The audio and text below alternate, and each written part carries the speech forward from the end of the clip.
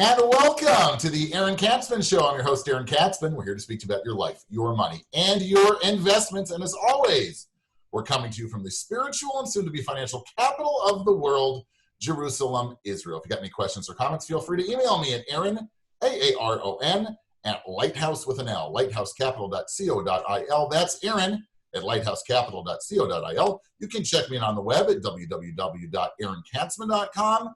You can find me on Twitter, and be sure to subscribe to the brand new YouTube channel. We've got a really, really interesting show because it's dealing with issues that are very important for those Americans who live abroad. And I'd like to welcome to the show John Richardson. John is based in Toronto, Canada. He's a lawyer who specializes in assisting U.S. citizens and green card holders who live outside the United States, navigate the issues caused by their U.S. citizenship or U.S. permanent residency, which includes financial planning, how to carry on a business, the tax reality of being a U.S. citizen abroad, and ultimately expatriation planning.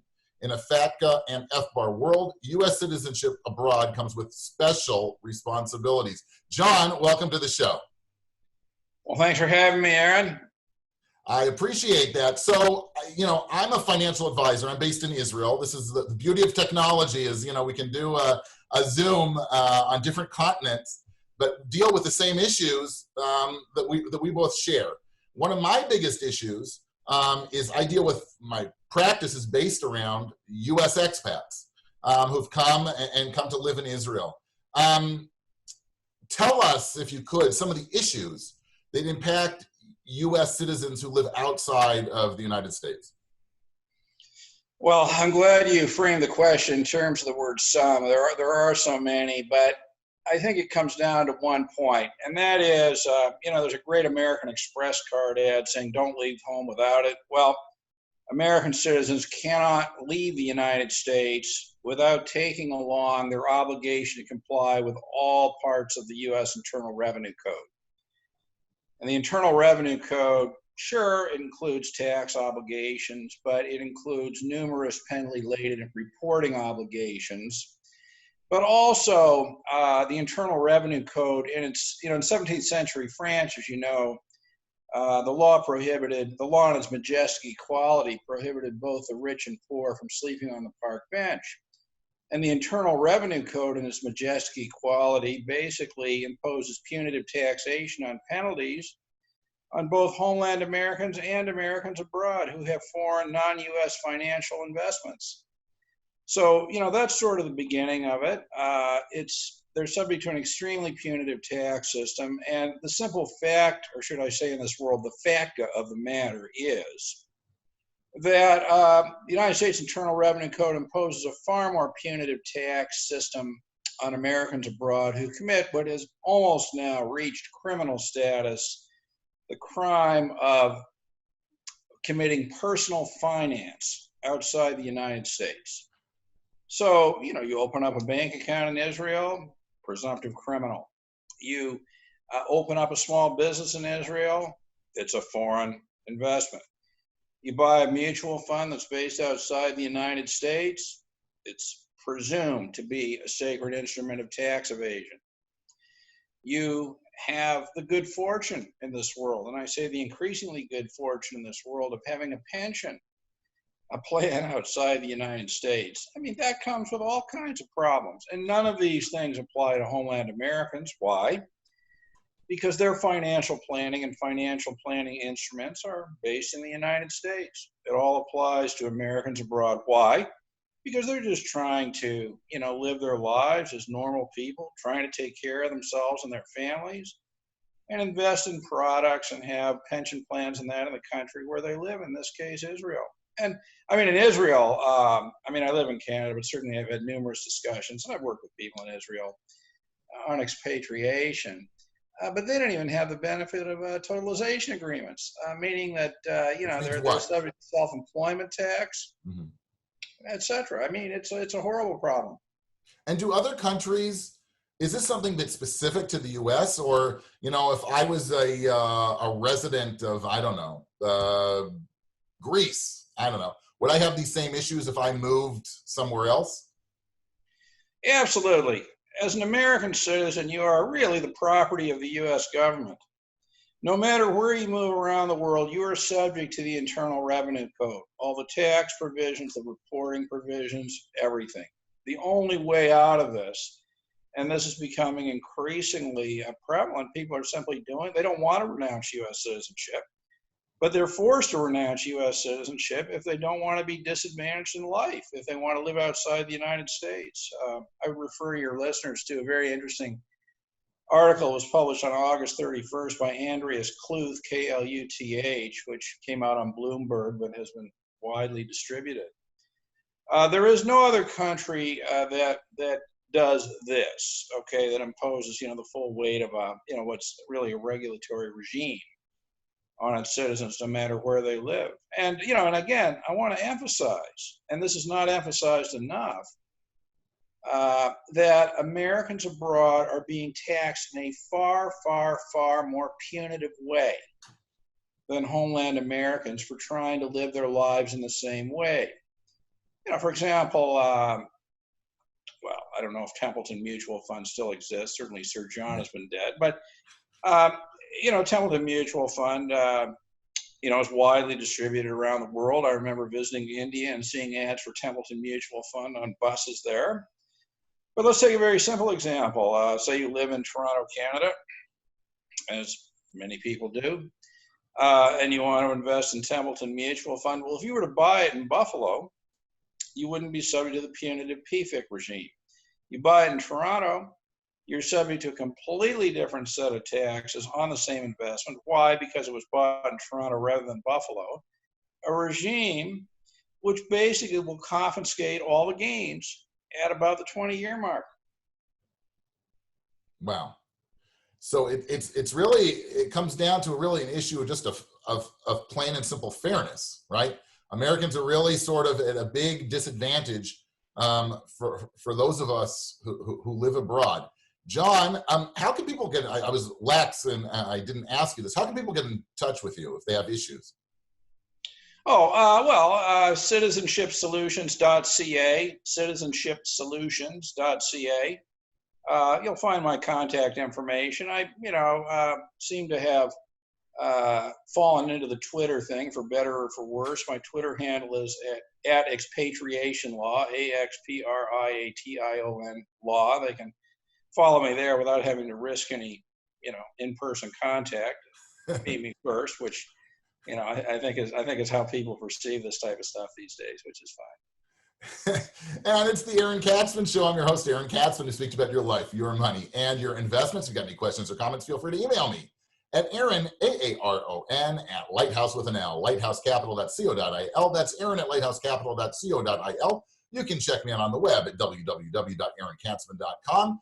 You can find me as well on Twitter, and be sure to subscribe to my brand new YouTube channel. We have all of the amazing content which is produced. We're speaking with John Richardson, who is a Canadian-based lawyer who specializes in assisting U.S. citizens and green card holders with all the issues which come about by the fact that they're not living in the United States. John, you briefly touched upon the issue of giving up one's U.S. citizenship and the article that appeared a while back on Bloomberg. I know that there are people who tried to make a political issue of this issue, of this people giving up their citizenship. I was always with the feeling that it's has nothing to do with either side of the aisle, political aisle in the U.S.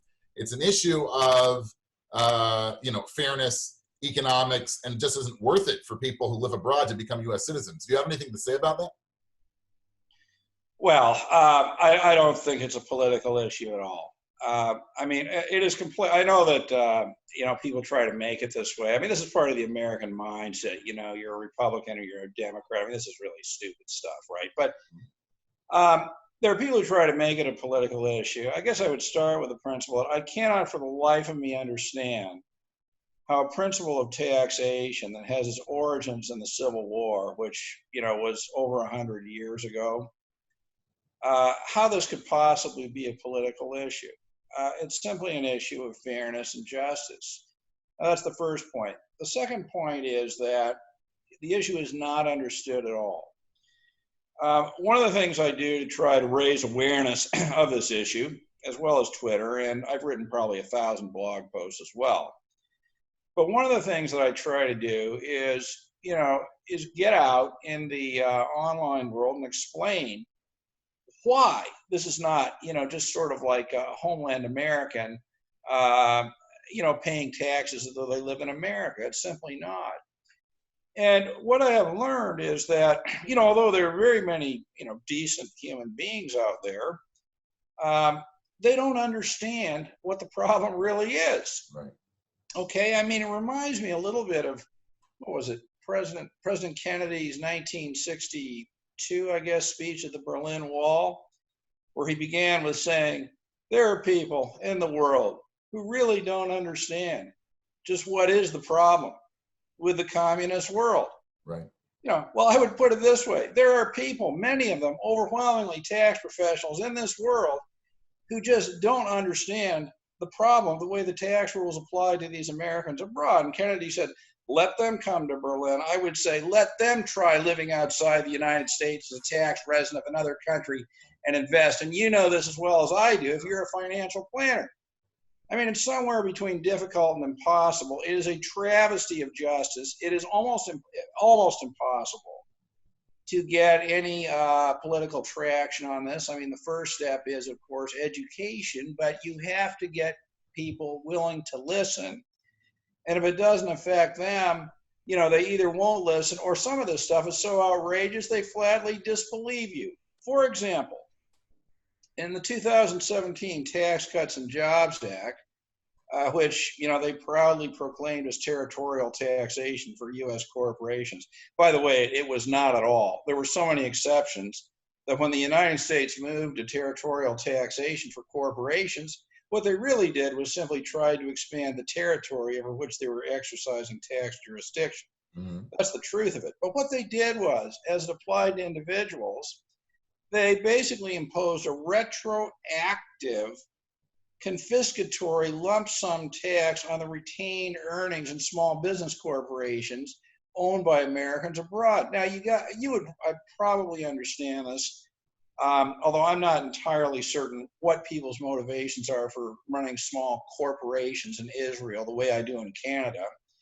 But I would have to think that for most Americans abroad in most countries, as is the case in Canada, small business corporations operate as private pension plans, right? They accumulate equity in these things. Right.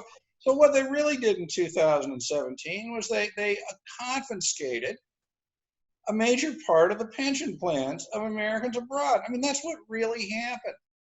Now, the problem is that it is so outrageous. It's as though, the bigger the lie, the more people, are likely to believe it. Maybe the converse is true, but it was so outrageous that nobody believed it was possible, while it was going on. Right. And this is part of the problem, with the whole education issue. Now, there are people who are working on this problem, probably about a dozen in the world. I think I know most of them. And they come from both sides of the political spectrum, if there really are two sides to the political spectrum. But that's a different topic altogether. Right. And they can't get traction. For example, Democrats Abroad has got a tax committee that seems to me to be working diligently on this problem. Okay, I mean, you might disagree with their tactics or agree with them, but I mean, it seems to me that they have a consciousness of this and they're working on it. But you'll notice that there's nothing about this that found its way to the Democratic Party platform. Right. And I think that this is absolutely incredible. I mean, given how, these political parties are out trying to court the vote, if you will, of individual Americans, they won't pay any attention to them on this issue. So I think that the reality is this. I mean, it's painful to say this, and there are people who will find this offensive, but I'm going to say it because it is true. Citizenship is a disability. Wow. If you live outside the United States, it's a clear disability. And in many cases, it has now become an impossibility, which is why so many people are renouncing U.S. citizenship. Do you encourage, I mean, obviously it probably depends on each individual situation, But do you encourage people to give up their citizenship, or is it, you know, where there's No, no other possible solution, that's the I last? think it's a, you know, a very individual, fact dependent sort of thing. I mean, you know, I'm not out marketing the renunciation of citizenship. Okay, you know, to be clear, I do think U.S. citizenship has value. And I think that to the extent, if people are able to manage it, then I think, you know, they probably should try to hold on to it.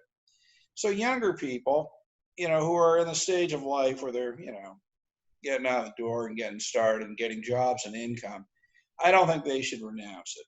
Okay. Because for them, the possible opportunity of being able to, you know, go to the United States and announce your presence and live there or work there, you know, I think it's worth something.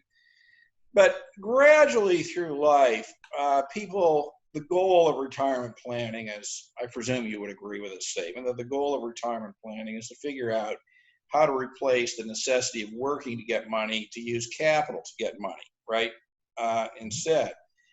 And the problems with the U.S. tax system arise when people transition into that state of using capital to generate income, particularly, well, mostly, right, if it's foreign, non-U.S. based sources of capital, right? I mean, if you're just what I would call a retiree abroad, you know, you want to move abroad because you think that, you know, your Social Security payments can go further in another country, you won't have these issues because you don't have any interaction, you know, with a non-U.S. tax system, and you're quite possibly, probably not a tax resident of the other country you're living in.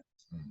But the people who are being destroyed by this, or what I would call the immigrants, the people who, you know, actually move as, you know, as I understand, many people move to Israel. I mean, this is it. This is home, right? And they, you know, they try to retain their American citizenship, but they become tax residents of Israel, you know, et cetera. I mean, these are where the problems arise. So to get back to your question, unfortunately, by the time people are in serious capital accumulation stage and to the point where they're trying to live off it, yes, I would encourage renunciation of citizenship.